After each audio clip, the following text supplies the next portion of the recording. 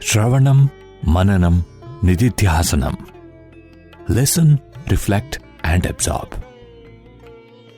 Dear listeners, Sai Ram and welcome to our radio series in which a divine discourse by Bhagawan is played in small parts, and following each part a short discussion is undertaken to reflect on the message. Today's episode was first broadcast live on 2nd June 2016.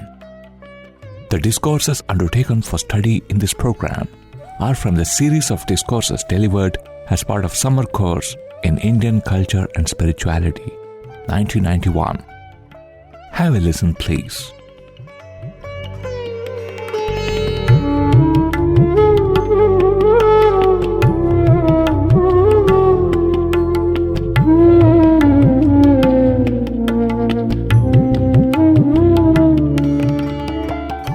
Offering a most loving pranams at Bhagawan's lotus feet. Dear listeners, we welcome you to this week's episode of Shravanam Mananam Nidhidhyasanam. Those of you who are regular followers of our series will know that we go through the 1991 summer course series as part of this edition of Shravanam Mananam Nidhidhyasanam. We've completed 4 discourses in the series thus far, and last week I had Brother Hari Shankar from the Sri Sathya Sai Central Trust, who is still with me here. And we're going to continue what we started last week. That is, we thought of doing a summary of the first 4 discourses before we move ahead in the series.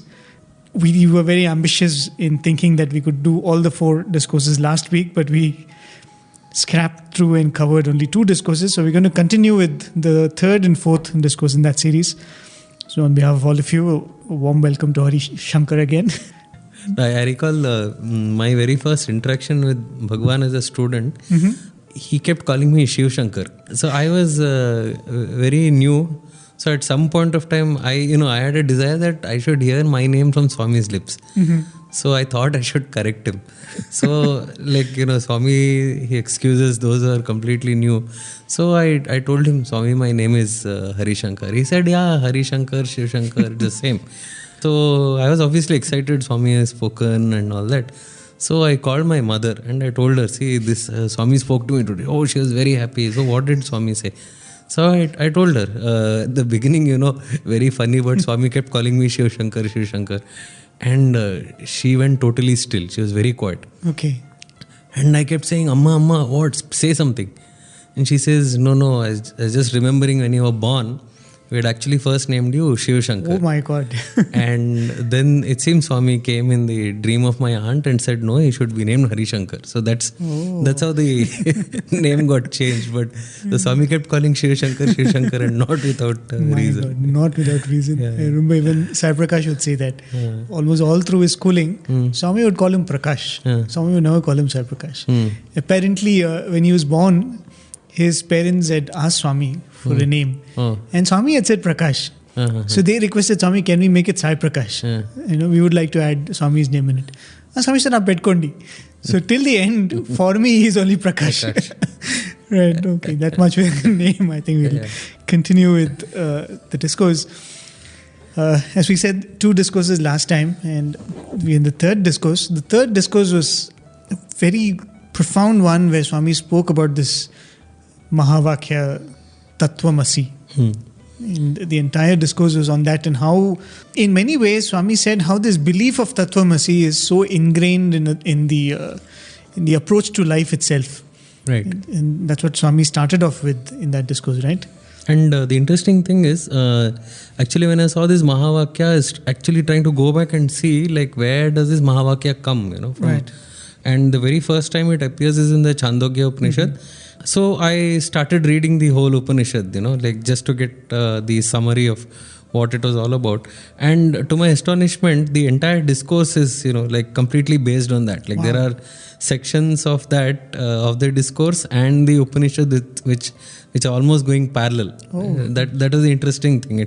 So the Tattvamasi is obviously one of the main, it comes in one of the stories in that Upanishad. But almost the entire discourse, it follows, what is said in the probably Chandogya could share with us that story. It was the context. Yeah, I think we had discussed this the last time around. This was the story of Shwetaketu and Uddalaka Aruni. Right. So as if you remember, what had happened was that the father Uddalaka, he sends Shwetaketu saying that there's no one in our family who's had like a formal education.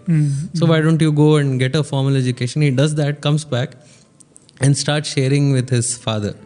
And so, that during the course of that conversation, he discovers like one by one, this is not who I am, this is not who I am. And at some point of time, the father starts saying that who you are is this, Tattvamasi, Tattvamasi. So that's how that word, the phrase originates. Okay. Right? Yeah, and I think the beautiful thing in that conversation is he kind of incites the curiosity in the student by asking him a very beautiful question. He says, you've learned so much. Yeah. Have you learned that by learning which you know everything? Everything. And like if you remember, we said that, most of our conversations with Bhagawan were like this. He would start with something very mundane, maybe what was it that you had for breakfast today, something like that. Or like I was talking to you last time, Swami would ask like, what is technology? And beginning from something very mundane, the conversation would, meander towards something very profound. Right. At the end of it, you're left with, this is an insight. I'm reminded, I think we've mentioned this many times on radio before, 99 Korea trip. Swami was there and Swami picked up Brother Prushti, not our Bishop Prushti, his elder brother. Right? Rameshwar Prushti works in the Central Trust. He happened to be the shortest in the group, right? And Swami called him up, and Swami stood shoulder to shoulder to him. And Swami looked at the boys and said, "Who's taller?" Okay, and that's a tricky question because you don't know whether Swami wants to be told that he's taller or he wants to be told that he's shorter. Because I remember there's a photograph of Professor Kasturi and Swami standing shoulder to shoulder in one of the books which Professor Kasturi had penned. In that, you can see that Swami is actually standing on the step on the portico. Right. And Professor Kasturi is standing on the lower portico. And Swami has covered his robe in such a way that it flows through his feet. And Swami is looking a little bit taller than Professor Kasturi. So, you never know when Swami asks a question like that. So, people started saying that, Swami, you're taller. Swami, with your hair, you're taller than him. And that sort of a thing. Okay, and so most of the answers were like, Swami, you're definitely taller than him. Swami said, wrong answer. Swami said, I'm shorter than him. Okay, and everybody is wondering why Swami is saying that. And in a very soft voice, Swami said, Anoraniyam Mahator Mahiyam. I'm shorter than the shortest. I'm larger than the largest. As you said, starts off like a small prank. But always that really powerful message coming through. Right. And coming to this discourse, I think one thing which Swami was beautifully saying is how this concept can be visualized in our day-to-day life. Yeah. Of course, Swami goes to the other examples, but this one part of the discourse where clearly is the crux of the entire discourse. Probably we'll play out that part where Swami speaks about Tattvamasi and we'll discuss about that. ప్రాకృతమైనటువంటి మానవునకు ఈ పరతత్వాన్ని బోధించే నిమిత్తమై అనేక ఉపనిషత్తులందు ఉన్నటువంటి యొక్క భావములు క్రోడీకరించుకొని వీటిని త్రికోణము అనేటువంటి స్వరూపకంగా ధరింపజేసి జగత్తునకు చాటుతూ వచ్చారు. They started propagating this doctrine of Atma, taking from Upanishads and explained in a triangular fashion. ఒకటి శరీరం, one is the body, రెండవది మనస్సు, the second is mind, మూడవది ఆత్మ, the third is Atma. శరీరము స్థూలము, the body is gross, ఆత్మ సూక్ష్మము, the mind is subtle. ఈ స్థూలము సూక్ష్మము అయినటువంటి శరీరమునకు ఆత్మకు సమన్వయమును కావించి రెండింటినీ కూర్చి చేర్చి ఆనందింపచేసినటువంటిది మనస్సు. The gross body and the subtle Atma have been united and jointed and coordinated by the mind that stands in between. ఈ మూడింటి యొక్క సమన్వయం యొక్క ప్రతిపాదనే తత్వము అని నిరూపించారు. The integration and the coordination of the three is nature or tattva. ఈ తత్వము అనేటువంటి యొక్క సత్యాన్ని మానవుడు సరిగా అర్థం చేసుకోవటం లేదు. Man is not understanding properly the meaning of tattva or the nature. తత్ త్వం, తత్ అనగా అది, Tat means that. త్వం అనగా ఇది, Tvam meant this. అది అనగా మనం గుర్తించవలసినది ఏమిటి? That means what? What is it to be realized? మనకు దూరముగా ఉన్నటువంటి దానిని దట్ అంటాం. That which is away from you is called that. దగ్గరగా ఉండినటువంటి దానిని దిస్ అంటాం. That which is quite near to you is called this. దేనికి దూరముగా ఉన్నది, దేనికి దగ్గరగా ఉన్నది? To what is it? It is distant. To what it is nearby. మన ఇంద్రియములకు దూరముగా ఉన్నటువంటి దానిని దట్ అన్నాడు. That which is far off from senses is that. మన ఇంద్రియములకు సమీపంగా ఉన్నటువంటి దానిని దిస్ అన్నారు. That which is close to senses is this. కనుక ఇంద్రియములకు సమీపంగా ఉన్నటువంటిది జీవితము అనగా దేహమే. The body is quite close to the senses. That is deha or the body. మన ఇంద్రియములకు దూరముగా ఉన్నటువంటి యొక్క తత్ అనేటువంటిదే ఆత్మ.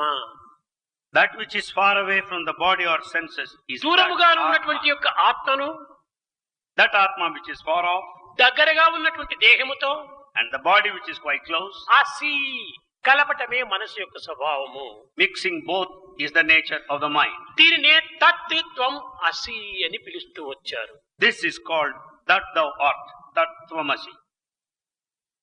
కనుక మానవత్వములో ఈ శరీరము, మనసు, ఆత్మల యొక్క మూడింటి యొక్క సమ్మిళిత స్వరూపాన్ని మనము గుర్తించడానికి ప్రయత్నించాలి. Therefore in man we should make an attempt to understand the very form and the nature of body, mind తత్వమసి and అనగా ప్రత్యేకమైనటువంటి యొక్క అర్థం ఏమీ లేదు. Tattvamasi has no separate meaning. అది ఇది చేరినటువంటిదే తత్వమసి. Tattvamasi is a mixture of that and this. అనగా అతీతమైనటువంటి యొక్క ఆత్మతో, That atma which is transcendent, అనుభవ రూపమైనటువంటి దేహముతో the body that experiences, ఏకత్వాన్ని అనుభవించి experiencing unity, దివ్యత్వాన్ని పొందటమే. one should attain divinity. తదుపరి జీవుడు, దేవుడు, ప్రకృతి, ఇది మూడు కూడాను మరొక కోణంగా నిర్మించుకుంటూ వచ్చారు. From the other point of view, there are these three things: the individual, God, and Prakriti, the world. ఈ మూడింటి యొక్క సారాంశమును రక్తి, భుక్తి, ముక్తి అని కూడాను ఏర్పరచుకుంటూ వచ్చారు. The essence of these three things can be said as Rakti, Bhukti, and Mukti. రక్తి ఏమిటది? What is meant by Rakti? ఈ జగత్తే మనకు రక్తి. This world is Rakti. భుక్తి, ఈ దేహమునకు భుక్తి అత్యవసరము. Bhukti, food is necessary for the body. ముక్తి స్వరూపమే ఆత్మ. The liberated one, Mukti. కనుక ప్రతి మానవునికి కూడాను రక్తి, భుక్తి, ముక్తి అత్యవసరమని కూడాను ఈ తత్వం అసి బోధిస్తూ వచ్చింది. The Tattvamasi teaches that every man needs Rakti, Bhukti, and Mukti. స్థూలము, సూక్ష్మము, కారణము. The gross, the subtle, and the causal. So that was the clip which we thought is very, very important in that discourse, because Swami speaks about that triangular aspect, and he says that how that thou art, that each one of it forms one part, one vertex of the triangle, and then he says it's similar to the body, mind, and the Atma. It's similar to the creator, nature, and the individual. Right. Yeah, and right at the beginning of this clip, there was something that Swami was speaking about. So he was saying that there is the gross body and the Atma, which is very subtle, and you got the mind, and Swami says that this is the mind that connects the Atma and the body. So now the picture that I usually have is that maybe the Atma gives rise to the mind, and then the mind gives rise to the body. Right. Or there is a body and the Atma enters that. So, this is something I've been puzzling over. Like, what did Swami have, what was he hinting at? Once I was talking to a youngster, he was telling about an interview they had with Swami, and in that they had asked this question. He said, Swami, seva is very easy to do. We go out and do bhajans, you ask us to do, it's easy, but you say that you have to believe that you're God, get to that state where you know that you're God. That's like really difficult, Swami. It's very difficult to obey you, and almost in a sense of guilt that, Swami, we are not able to follow this aspect of your message. And Swami said, it's very simple. What do I do? Swami said, don't I keep telling you that I am God? See, unless I tell you that I am divine, you will never know it. I have to declare. Swami said, I keep telling. Swami said, you also do the same. He said, keep telling in your mind that you are divine, you're divine. You may believe it, you may not believe it, but at least keep telling it in your mind. I think that's precisely what Swami is telling you in this context, where there is the grossest part of you, which is the body, which is very easy to associate with because it's so visible and easy to cognize. And then you have the subtlest part, which you have no idea of. Even the mind can be understood, but the existence of the Atma is so contested in rational terms. So Swami is saying that this mind is right in between. Probably Swami is hinting that you can either associate it with the body or you can associate it with the Atma. I think it's not possible to overnight dissociate it with the body. But with the slow process that you kind of hold on to both ways and slowly let go of the body. I remember how Swami would illustrate this in the discourses. Swami would say, like he would pick up his kerchief and say, this is my handkerchief, and you say my body, my mind. Then and that means that all the time, even in your language, it comes out that you are distinct from any of these that you're speaking about. Even as you say that, I just remembered, I think 99 when I joined Swami's college, during the Guru Purnima or Dashara. That was the first time I heard Swami giving this example. And I was almost slapping my forehead, and how did this not occur to us? It's so simple that Swami is saying, this is my body, this is my handkerchief, I'm separate from the handkerchief. And when you say my body, how are you not able to realize that you're separate from the body? And incidentally, the handkerchief served multiple purposes. Because the moment Swami would next go on to the mind, he would say, see what this handkerchief is what? It is composed of all these threads which are together. And then Swami would bring out. So just like that, your mind is just an intertwined bundle of thoughts, right?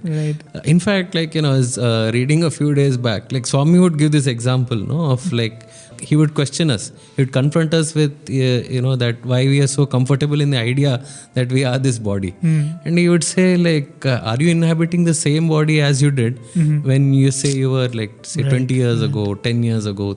It's not the same. And even physically, it's so very true, right? The cells in our body, they keep regenerating themselves. They get replaced. I think there's a fact in so many years, I think, 4 years or some number is there. Practically, you're a new body altogether. Yes, absolutely. Actually, there's a philosophical question which I think the Greeks had asked, right? So it's called the ship of Theseus. So this is a ship, and the question is this: it's a thought experiment. And so the ship at that time used to be built of these wooden planks and fastened together, etc. So the question was, over years, if you start replacing it plank by plank, and there comes a point of time where none of the original wood is still there in the ship. And would you still call it the ship of Theseus? Right? So the same way, when the body is altered so completely, what makes it still the same prem or still the same hari? So that was the question. Right. I remember one of the speakers who had come to Parthi, he was giving this example, a Swamiji, a young girl comes to him, and this girl had some fancy nail polish, he had long nails and very, very beautifully manicured, nails. That caught his attention. He said, hey, you have very beautiful nails, you've maintained them very well.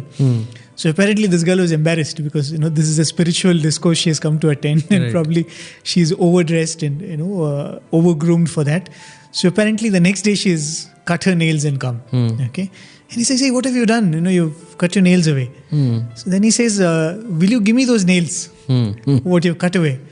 And there was a sense of disgust in her. What do you do with nails that I've cut off from my finger? And he said, see, till yesterday it was so beautiful because it was associated with you. The moment you cut it away, it becomes garbage. So he said, same thing with the body. The body is beautiful and the body is given value because it is associated with the real you. And the more you live your life dissociated with that real view, actually the body is useless. It's a beautiful message. Even the mind, it's astonishing to think about how we are so complacent, right? In our daily experience, we almost take it for granted that it takes somebody like a divine master, a divine personality, or like Swami himself to come and question us. Why do you think you are your mind? For what? What makes you think you're that? And if you really pay attention to it, Prem, if we were the mind, right? If, for example, the thoughts that you and I have, is there any way that we can stop it? If the thoughts are ours, let's stop the thoughts. And you begin to realize that all those thoughts, they are going automatically. I mean, there's literally nothing we have to do with that, most of our thoughts, right? And so it goes on like that. There's absolutely nothing you can do about it. So are you having thoughts, or the question can be reversed in asking, are the thoughts having you? Right. Someone was talking about a message forward which they received today. Apparently there's this scene of a man walking around with his cow tied to a rope. Right. Basically his master of that cow is going around. So there is this spiritual master who is walking along with his disciples, and he sees the scene and he asks his disciples, who is the master and who is the owned? Right? So he looks at it and says, the cow is being owned by this man, so he's the master. Right. So this spiritual master says, are you sure? So he said, yes, master. I mean, he's the one who probably must be feeding it and taking care of it. So even as they're talking, he lets go of that rope, or rather the animal, pulls away from him. And the next scene is the animal is running and this man is running after weird, him. right? Yeah. So he said, see, that animal almost never needed the man. The man needed the animal, and so he was not the master. The animal was the master. Okay. So it's almost like that. Though we say that these are my thoughts, I mean, as you're saying, it's so much we are under the control of our thoughts. It's the thoughts are saying he's my man. Yeah, exactly. Yeah. And so this actually that part is like something very useful if you keep contemplating on that. Most of the time, the way we think of ourselves, the moment you start identifying with your body and your mind, you almost develop a model of the world, and that defines completely the way you interact, right? So you begin to consider yourself as an object in a world full of objects. And then, all our lives are defined by that. We try to grab what we can from the world, right? And you can see the kind of mess it has led us all into. Like this, what they call as the mentality of scarcity. That there's not enough, never enough of anything. And we keep striving and striving and striving, and we're never happy with that. So the real basis of that is like we depend on these thoughts, we depend on this body, completely identify with that. So it takes like somebody to come and have us snap out of that.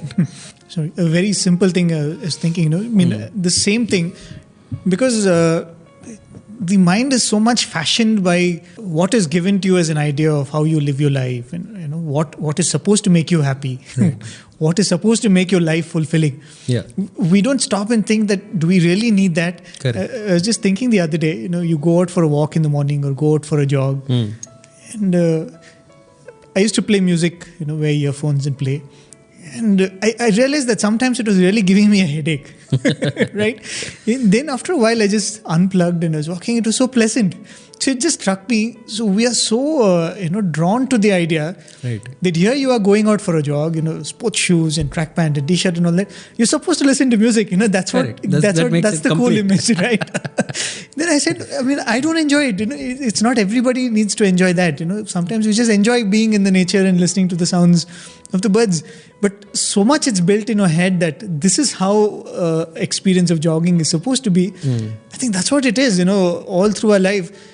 It takes a lifetime to break all of this one by one and, Yeah, because the world sort of, or the society itself feeds aspirations to us. Right. And so like for example, a car.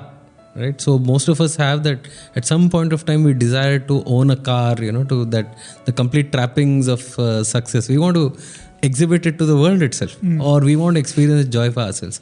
But there's it's a common phenomenon, happens almost inevitably, that the car that you have in mind, you're waiting in so much anticipation, and the mind conjures up all kinds of images. You buy the car, and within very short time you have something called the buyer's remorse. Instantly that satisfaction which you thought would happen, it doesn't happen, and already comparing it to all the cars next to it. I think that's a very important thing. When that urge is there, probably you can't stop yourself sometimes. When that urge to buy something or possess something is there. And I think what we can do is be a conscious witness to what happens to this mind. When you buy something, and as you said that there is that buyer's remorse or something, be conscious to that. Let that become a part of your experience. Yes. And say that, okay, I've had this experience, let it become a part of the memory. And I think that is the balancing act of the universe. Right. And I think it is innate, it is there. I think what we do is, probably this is not the car. Let's go for the next one. The satisfaction. It's a constant race that we run. But, so you really need to question at that point of time, like, who needed the car? What was it that needed the car? Was it the body or was it the mind? And you begin to realize that, something else is going on. You're not that, there's some game or there's some farce that is going on out here. Otherwise, like, if it was everything that it was meant to be, you would have that feeling of complete satisfaction. But you begin to realize that maybe you are at the service of something else, right? As you said, who is the master and who is the owned? Right.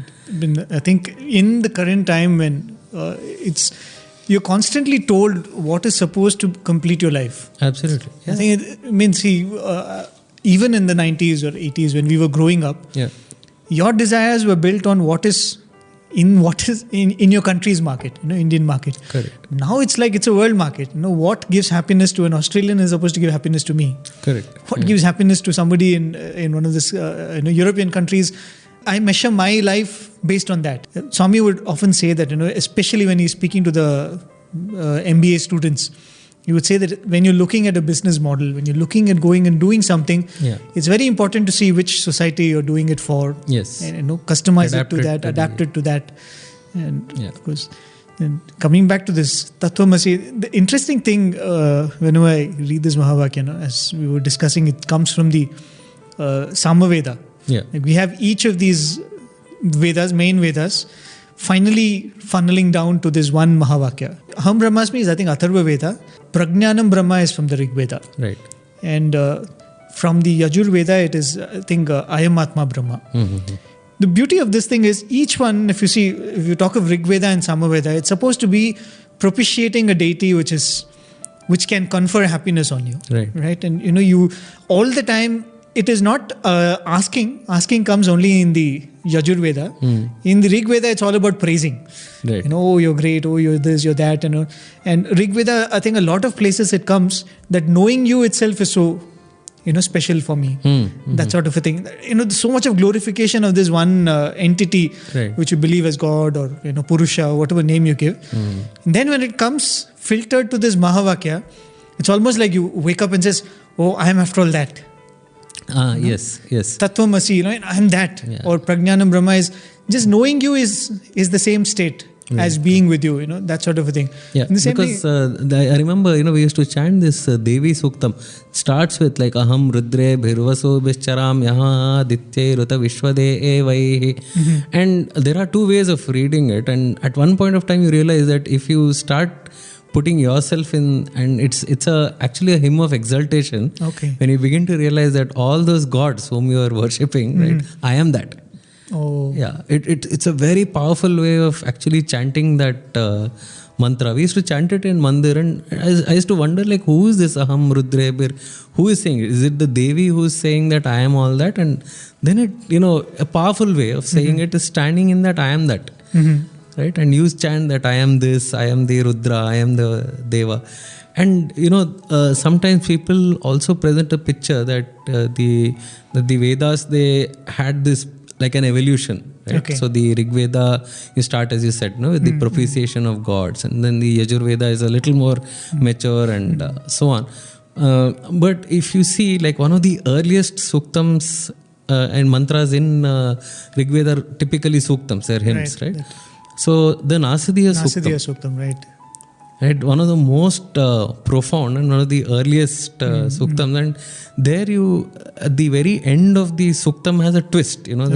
So you're talking about, and it says that there is a God above who is looking down at all this creation, knows all of it. But the final twist is, does even he know? Oh. Right. Okay. So I used to draw a parallel between a conversation that Raman Maharishi actually had with a devotee. He is speaking about Lord Jesus Christ. They were talking about all the miracles that happen around a saint, and they were describing when Christ did this, Christ did that, and the miracles that would happen. at some point of time, Raman Maharishi asked him to inquire, like, did Christ know about these miracles? Like, did he know that these were happening? And that sets off, like at what mental state the sages are, that they don't really identify themselves even with that body-mind complex, it's almost like now you are creating an image of God. Yeah. And, from God's point of view, from Swami's point of view, would say that you are as divine as I am. Yeah. So it's like in the state of perfection, you will see God as perfection. In your state of imperfection, I think you will also see God as, a sort of imperfection. Yes. Desiring this. Reminds me of what Professor Nanjunde would always say that, he had once seen a scene during darshan. Swami would go walk along gracefully, and sometimes, there would be somebody holding out a letter. Swami would ignore him and walk ahead, 4 people or something. He will stop, come back, and take the letter and give him vibhuti. Okay? So he had seen this scene a couple of times. So he asked Swami, he said, in the initial years, he was very innocent and he would ask whatever comes to his mind to Swami. And Swami was very patiently, allowing him to grow in his own pace.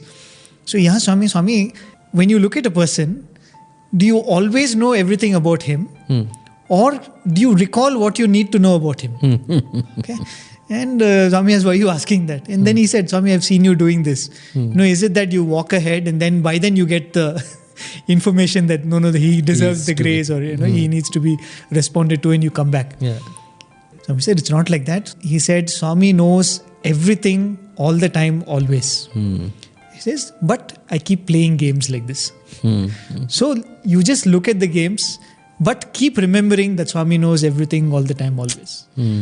I mean, it's typically how, we all used to do that. I need to tell Swami. Yeah. Probably Swami does not know how serious the situation is. So it's almost like, as you're saying, we create an image of God and we kind of, at some point say that, is he as perfect or as imperfect as I am? Yeah, and that's why that I really love the twist it gives at the end. Right. Like that, he knows all creation, and in the end, does he know? And it's not as if questioning God, but questioning our notions of God. Right. Like what we think. The entire Rig Veda is, we think, completely based on creating gods and then propitiating them. But there was a lot of wisdom, that is underlying all this. Yeah. And coming to the end of this discourse, before we move to the next one, as expected, towards the end, Swami speaks about human values. Here is this entire discourse where Swami is saying that Tattvamasi is the concept of that discourse. Swami gives various examples, beautiful ones, about the seed and the tree, and Swami saying how that is Tattvamasi. And then Swami gives that very nice example of when you add sugar to water. Swami says that sweetness. So it is like, the sugar saying that sweetness is mine, that sort of a thing. Then Swami speaks about the river and the ocean. So the idea entirely is you are under an illusion that you're something else, but you're not that, you're the ultimate. Right? Yeah. But then the idea of human values comes in. Whenever I see this, why Swami speaks so much, this analogy always comes to mind. One of our brothers who worked in the defense forces, he shared this idea with us. He said, in the army, you train one of the soldiers, he goes through at least 3 months of training before he is given a weapon in his hand. Okay. The same thing if you go to the militant organizations, extremists. They take a teenager, train him for 3 days, on the 4th day he's given a weapon. He said, what's the difference? In the army, you're taught how not to use your weapon. Yes. There you're taught how to use your weapon. Yeah. So it's like when you have to tell a person to use his, whatever power is in his abilities with responsibility, it takes much, much more time. Indiscriminate use of power, you don't need training for that. And it's almost like that, it's very easy for us to get up and say that, I'm God and I'm divine. Yeah. But the responsibility which goes for that comes through this, what Swami would say, sanskara or culture. And Swami speaks at length about Indian culture and importance of culture in life. Yeah, that's beautifully strung together actually. Right, Swami would never talk about the Advaitic philosophy without talking about the idea of doing good, satkarma. It never abstract, dissociated concept, but something that was, I think, wedded to the everyday life. Right. And so if you are identified yourself with that divinity, it must show up in your everyday behavior. And I think that's the beauty, whenever Swami would come and say, I am God, you're as much divine as I am, probably the first thing in our mind is, can I wave my hand and materialize objects? Or can I read people's mind? Yeah. But if you look at Swami's life, there are so many things which Swami would say that these are the divine qualities. The idea of endless patience. Yeah. The idea of complete dissociation from that body. I mean, these are the divine qualities. We never think of these as qualities probably which I should... I should be... I remember this spiritual teacher, Alan Watts, once he was speaking about meditation. Okay. And he said all of us indulge in meditation, and what do? Like we sit in that particular pose, we close our eyes, and then we, begin to meditate in whatever way we are guided. But he said, have we ever thought, how did this practice of meditation begin? And he said, like for a saint or a sage who's already established in that divinity, meditation is like a very natural thing for him or her to do. And then we as ordinary mortals, we watch that. And we somehow begin to think that if we practice meditation, we will get into that stage. And that is totally reversing the role. He said that when you are in that state, meditation is an automatic, manifestation of that. So likewise, it is with values. So both have to, one is the thought that you are God, and another is the check. Right. Like, does it flow automatically? Very, very true. Whenever you look at the lives of some of these saints, in discussions earlier also this would come up. Somebody like Ramana Maharshi, he suffered with a lesion which became a cancer later, I think. And then you have the story of Ramakrishna Paramahamsa who had throat cancer. It's almost like it had to be in the script. Right. Because here was this phenomenal personality which has been telling loudly that you're not the body, you're misassociating yourself with the body. It was almost like it had to happen because that's how the message goes out loud and clear. Right. When that happened to him, the equipoise with which these saints maintain themselves, it was almost like a stamp on the message that they give. And even with Swami, we would often say this: the way Swami lived his life, from childhood to the later years, when we spoke to one Mr. Nagaraj, who came to Swami in the 40s. Out of the blue, we just asked him, so what's the one standout thing about Swami? So he said, I first saw Swami in the 50s. My family saw Swami in the 40s. When Swami would wear shirt and dhoti. From that time, and now I see Swami in the 2000s. I come here and see Swami. Swami has not changed. He says, people around Swami have changed. The place around Swami has changed. But Swami has not changed. And he said, I really feel it. When I go and speak to Swami now, that's the thing which really hits me. He says, Swami has not changed. He's just the same. So, that is really the message of divinity, because Swami showed when you have nothing, how do you live with dignity? When you have everything, how do you lead your life not being touched by any of those things? Right. When you observe Swami, you see that these are the divine qualities. The idea of mind reading or materializations or all of those other things are really nice, but as Swami would say, that these are things which can be acquired. Yeah. But Siddhis and all of that. Sorry, the fourth discourse, the Ishavasya Upanishad. Right. And very interestingly titled Ishavasya Upanishad, Renunciation and Pleasure. Yeah. That's the title of the discourse. Probably again we'll play out one clip from this discourse. Yes, sure. Yeah. Where Swami speaks of that central theme of this discourse, where it is a synthesis of renunciation and pleasure, or bhoga and tyaga, how you can have both at the same time and have the cake and eat it too in that sense.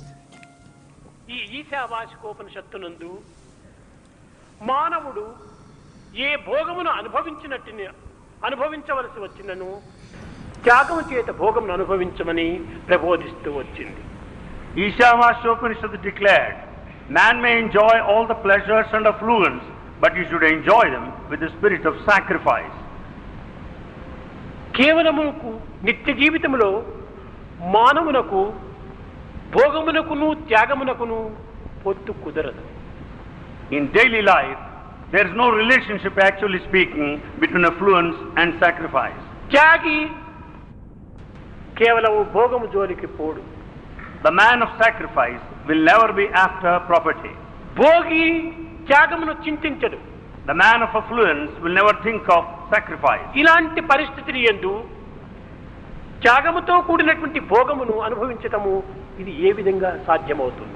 Under these circumstances, how is it possible to enjoy all the property with this principle of sacrifice? దీనిని ఈశావాసికోపనిషత్తు ఆచరణలోని అహంకారమును, అనుభూతిలోని ఆసక్తిని రెండూ విసర్జించినప్పుడు త్యాగమునకు భోగమునకు ఎట్టి భేదము ఉండదు. Ishavasya Upanishad declared, when you do not have any kind of this ego, or when you don't have any kind of desire, there will be no difference between this pleasure and sacrifice. కనుక అహంకార ఆసక్తులతో కూడినటువంటి యొక్క కర్మలు ఏమి చేసినప్పటికీ ఇవి భోగముతో కూడిన త్యాగములే, త్యాగముతో కూడిన భోగములే. So long we undertake actions coupled with this ego and the desire, it amounts to sacrifice coupled with affluence. ఈ అహంకార అభిమానములు యందు స్వార్థము స్వప్రయోజనము శూన్యం. In these things, this attachment and also self-interest are totally missing. స్వార్థ స్వప్రయోజనము లేనటువంటి సర్వ కర్మలు కూడాను త్యాగముతో కూడినటువంటి భోగములే. Actually speaking, the selfishness and self-interest are contained in the affluence coupled with sacrifice. కనుక ప్రతి మానవుడు కూడాను విధిగా కర్మలు ఆచరించి Every man should undertake action. ఇది నా ఆచరణ యొక్క ఫలితము అనేటువంటి అహంకారములకు అవకాశం ఇవ్వకూడదు. He should never give scope to the understanding that is the result of the fruits of his action.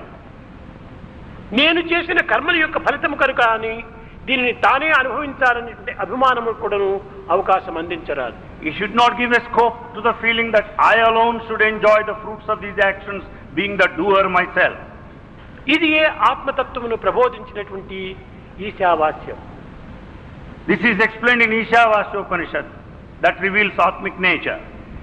ఈ విధమైనటువంటి అహంకారమునకు అభిమానమునకు త్యాగము గావించి అనుభవించినటువంటి భోగమే నిజమైన యోగమని కూడాను నిరూపిస్తూ వచ్చింది. The real yoga comprises in sacrificing this ego and attachment. That was that central theme of this entire discourse. Yeah. And it's almost like just what we want to know, right? How can I enjoy life and still be spiritual, right? Yeah. And I think that's Stay the question. in the world and yet remain right? above. Stay in the world and yet be on track to go beyond. That's right. You know, Yeah. That's most of us, sadly, or even otherwise, this is what we do.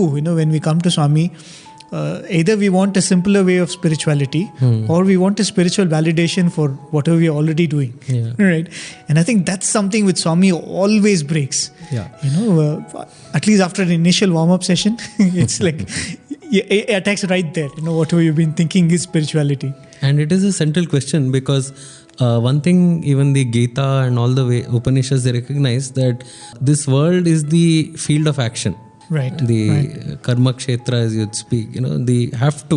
You have to. And so while you are acting, and we need that guidance that says what is the method such that we escape the consequences, not escape, but in the sense that either the merits or the bad karma that accumulates out of our actions, and this seems like a vicious cycle. Right? Is there any way out of that? Right? And I think Swami is here giving the prescription for literally experiencing that while you are still in the world. Right. And as I was reading this, I was recalling one passage I had read in a book very long time, Zen and the Art of Motorcycle Maintenance. Right. It's I remember struggling to go through that. Yeah, it was it's a real tough book dense, to read. Right. Dense with a lot of ideas. But this is one very easy to follow passage. I recall the author is talking about mountain climbing that he and his son, they wanted to experience some quality time together. So the son suggested, why don't we climb this mountain? And the son had actually, he was maybe 8 or 9 years old. And the author says that he had gone to the YMCA for training, and they had taught him a little bit of mountain climbing and those skills and that. And he's at that age where he's breaking out of his childhood and wants to show himself as a man. He's still a kid, but then he wants to assert that he's a man. And he says that dictated his mountain climbing.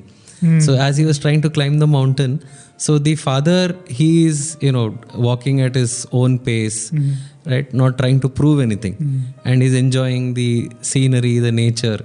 Whereas his son, at all points of time, he wants to prove that he's better than his father. He has learned some skills. He's not an amateur, right? And so he keeps trying to always be, say, 10 meters ahead of the father. And at the end of it, like when they reach the mountain, he compares their experiences. And he says that, I could see he's completely weary, exhausted.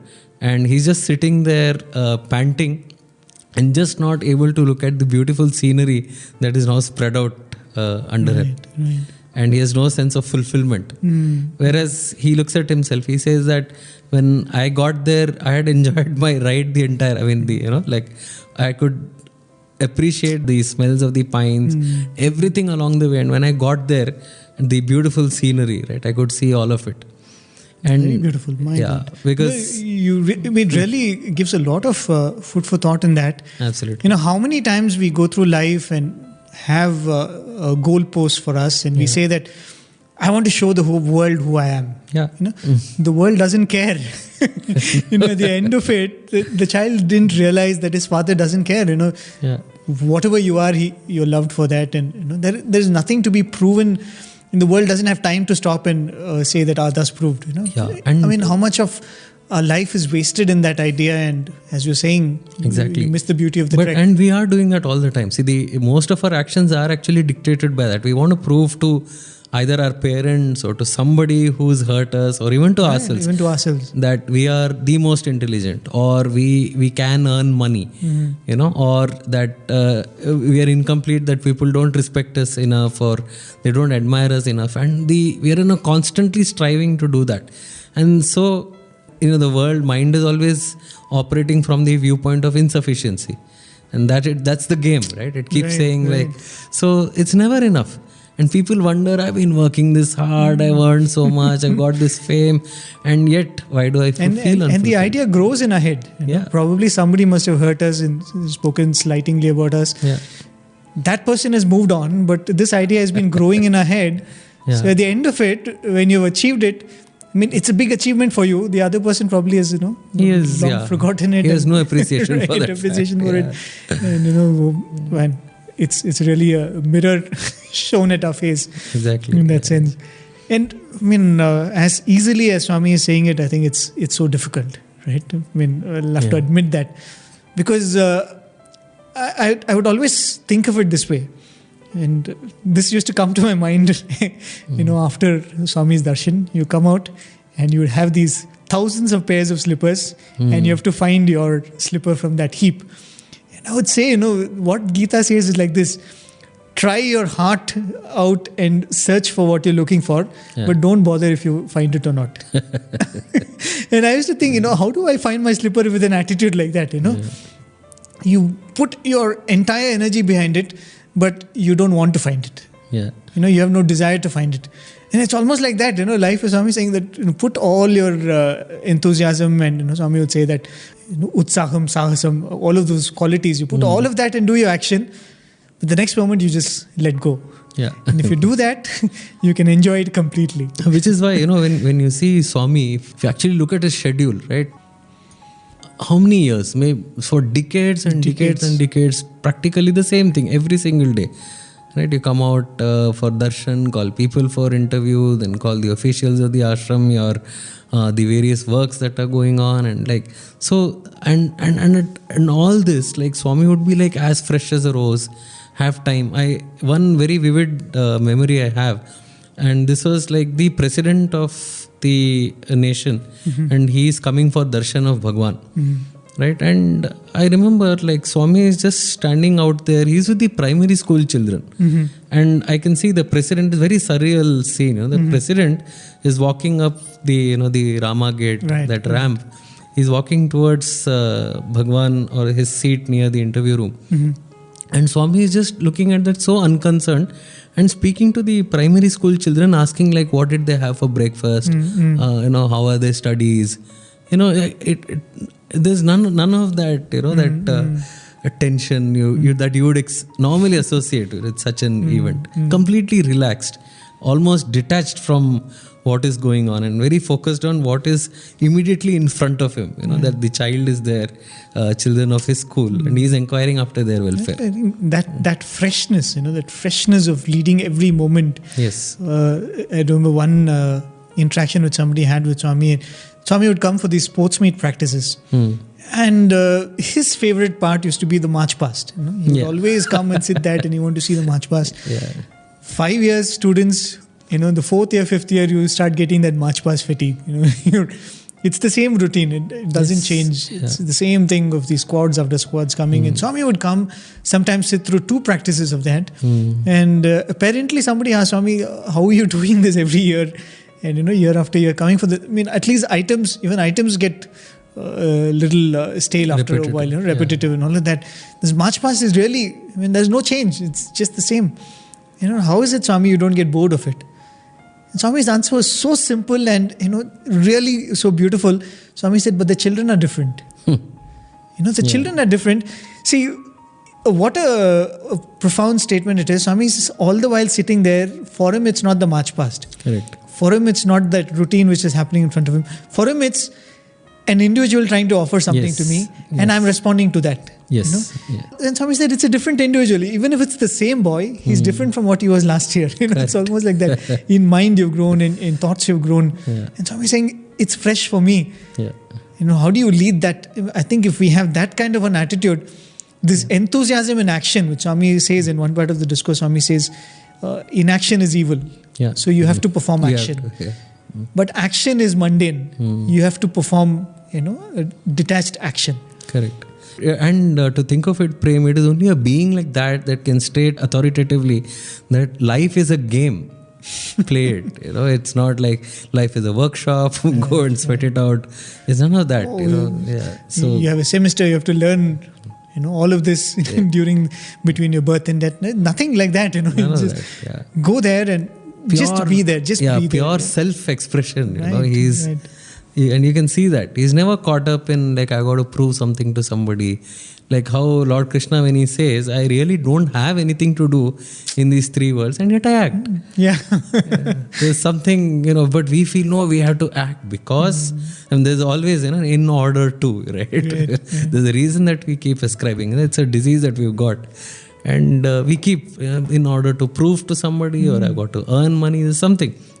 Never pause to reconsider. They'll say this anecdote from Albert Einstein's life, right? There's a neighbor who brings his young daughter and tells him that she doesn't know maths.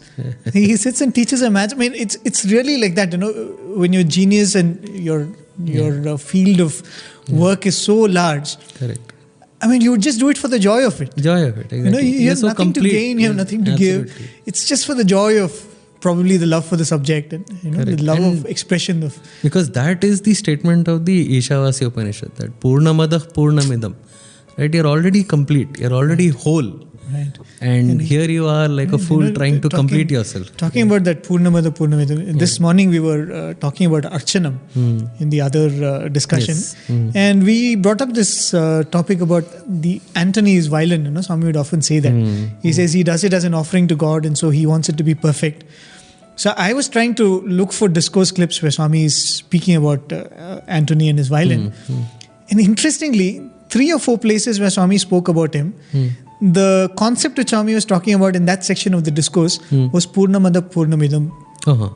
He's saying that he saw God as completeness. So what I offered to him must be complete. I was really taken aback by that, because Swami is speaking about devotion as a state of completeness. You're looking at God who's this complete being, and all that I do to him must be complete. It has to have all my being represented in that act that I'm offering to him. It's so very beautiful. I'm really surprised that you said that Purnamada Purnamidam actually comes from Ishavasya Upanishad. And in fact, the later part of the discourse, Swami speaks about that idea of Tyagena Ekaya Mritatva Manashu. A very interesting interpretation Swami gives twist to that. He says, how does it start? Na karmana na prajaya. So Swami says, people think danena, it is not through wealth, but it is to sacrifice. Swami says it's not like that. Swami says, is this danena tyaga. Oh, okay. Right? It is sacrifice of your wealth. And Right. what is the wealth? Your knowledge is wealth. Your health is wealth. Your time is wealth. Right. Your prosperity is wealth. You use all of this to express your tyaga. And that is what will lead you to immortality. A very beautiful way of Swami saying that don't think that you don't need all of these wealth. All of these wealth are important, but use this wealth for the benefit of the world. That's right. And he says that is the whole idea of the Ishavasya Upanishad. Yeah. And And in fact, like as you were saying last time, the entire Ishavasya Upanishad, it explores the theme of balance. And checks and balances are inherent in the universe. Inescapable. I just sometimes wonder at the whole scheme of what the universe is. But I would challenge anybody, if there's any desire that you have, just try and prolong it as much as you can. Let's say, like, I remember when I was very young, I used to be fascinated by this cool drink called Gold Spot. It doesn't exist anymore. Right. And I used to love it so much, while others like Thumbs Up and all, I used to love Gold Spot. And when I was young, my idea was that, if I can grow up and I can work in a Gold Spot factory where they actually, I used to imagine that I'm here and I can drink like as many liters of it as I want.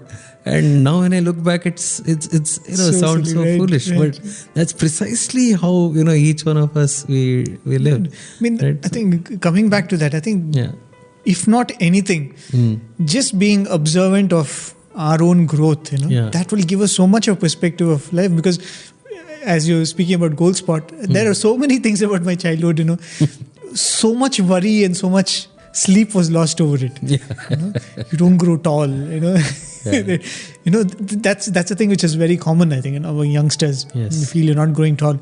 Now when you look back, the 3 inches, 4 inches makes no difference to your life. You feel that it's absolutely nothing that it's going to change your life. Correct. How many of our desires are like that? How many of our cravings are like that? Yeah. Which, And to whom do they belong? Right. That's a very important question. Right. I mean, it's not lost in value to anybody else. It's lost in value to your own self. Yeah.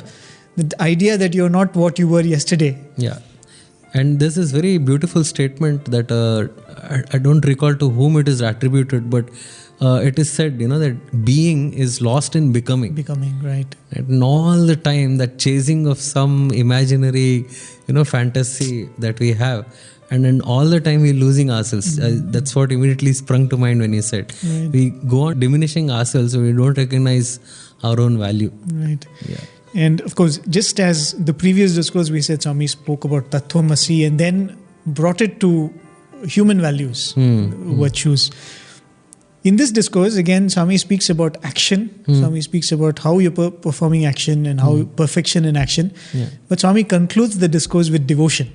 And the beautiful way Swami synthesizes these two concepts and brings them together. He says the best way to do action without desire is you do it as an offering to God. Yes. That's the simplest way. You offer it to God and you say that I did it for you. If you give me something, it becomes your prasadam. I have nothing. It's got nothing to do with what I've done. It's almost like you bring God in between the action and the results. The easiest way to dissociate the two. Yeah. And we've seen it in the smallest of ways. We've experimented it. Sports meet.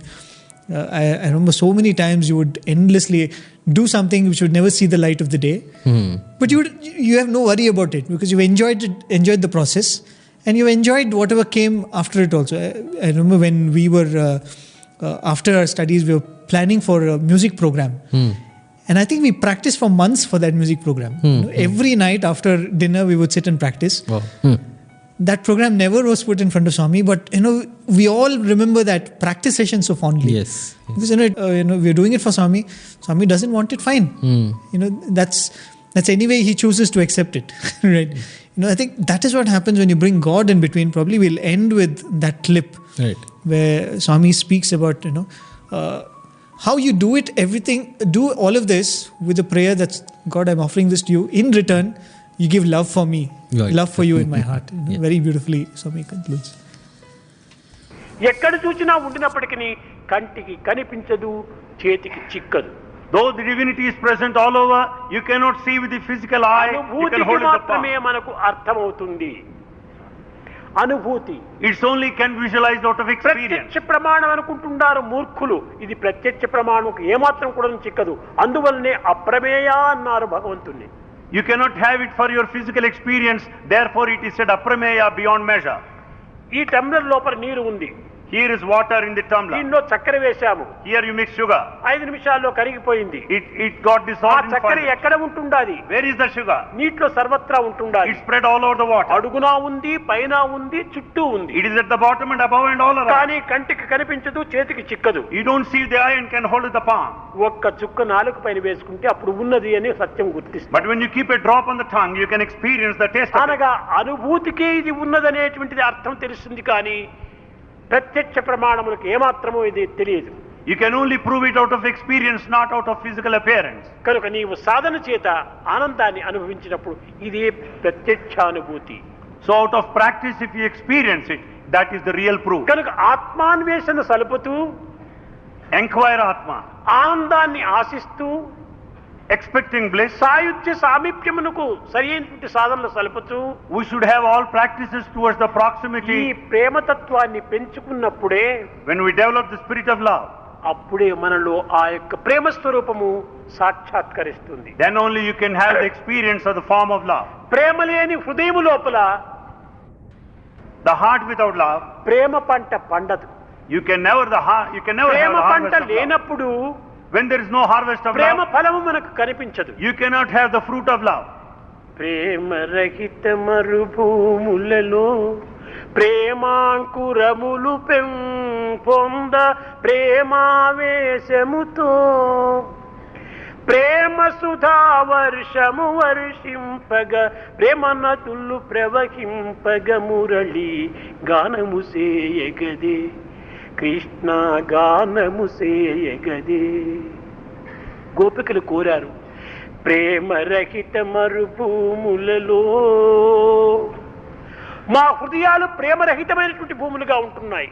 Gopikas prayed thus, our hearts are barren without love. ప్రేమాంకురములు పెంపొంద, ఆ ప్రేమాంకురములు పెంపు చేయాలని మా యొక్క అభిలాష. Our desire is to see the seeds of love to germinate. కానీ అది నీరు కోరుతుంటాది. But it desires water. ప్రేమ సుధా వర్షము వర్షింపగ ప్రేమ నదులు ప్రవహింపగ మురళి గానము సేయగదే. For the rain of love to shower and the rivers of love to flow, Krishna sing. కనుక మన ప్రేమ సుధావర్షం అనగా ఏమిటి? ఆ ప్రేమ పలుకులే సుధావర్షము. What is the rain of love? The words of love amounts to the ప్రేమ హృదయమే మన మరుభూములు. The heart of love is Marubhumi. ప్రేమ యొక్క ప్రచారమే మన యొక్క జలము. The propagation of love is the water. ప్రేమ యొక్క ఫలమే మన యొక్క ఆనందము. The fruit of love is bliss. ఈ ఆనందం అనేటువంటి ప్రవాహమే ప్రేమ సముద్రము. The flow of love is ocean. కనుక ఈ అనుగ్రహ సముద్రం లోపల ఈ అల్పమైనటువంటి జీవి అంకితం కావాలనుకున్నప్పుడు ప్రేమతత్వాన్ని మనం పొందాలి. For the individual to dedicate, one should have experienced the spirit of love. దీనిని త్యాగంతో కూడినటువంటి భోగము అన్నారు. This is called the bhoga coupled with tyaga. దేహ సంబంధమైన భోగము కాదు. It is not related to the Mano physical body. సంబంధమైన భోగము కాదు. It is not the one of mind. ఆత్మ సంబంధమైన భోగము. ఇది సహజ సిద్ధమైనటువంటిది. It is atmic and a natural ఇది one. కల్పితము కాదు. It is not ఇది artificial. కృత్రిమము కాదు. It is not artificial. కేవలము ఇది ఆత్మానందముతో కూడినటువంటిది. It is one full of atmic bliss. కనుక విద్యార్థులారా, ప్రేమ చేతనే ప్రపంచాన్ని దేదీప్యమానంగా వెలిగించండి. So students, illumine the whole world with Eenadu love. ప్రేమ అనేటువంటిది శూన్యమైపోయినది. Today there is no love even మనిషికి మధ్య పచ్చి గడ్డి వేసిన బగ్గును మండిపోతుండాలి. between man to man there is hatred. కనుక మనం ప్రేమను పెంచుకోవాలి. Therefore we should develop love. That, dear listeners, was the clip which we wanted to play, and Swami concluded the discourse with that clip. I think there's nothing more to add to that. That beautiful song which Swami sang, which was the prayer of the Gopikas. Right, yeah. That's the best way to enjoy life. Yes, yes. Do whatever you do it for God. The very idea that you're doing it for God will bring perfection in the action, and the fulfillment and the joy which we are all after will be got in the act of doing itself. You don't have to wait till the results come, in that sense. So, Hari, thank you for joining me, and of course, you're going to be part of this program henceforth. So, next week, dear listeners, we'll begin the 5th discourse in this series. Thank you all for being with us. We offer this humble effort at Swami's Lotus Feet. Do join us next week too. Thank you. Jai Sai Ram.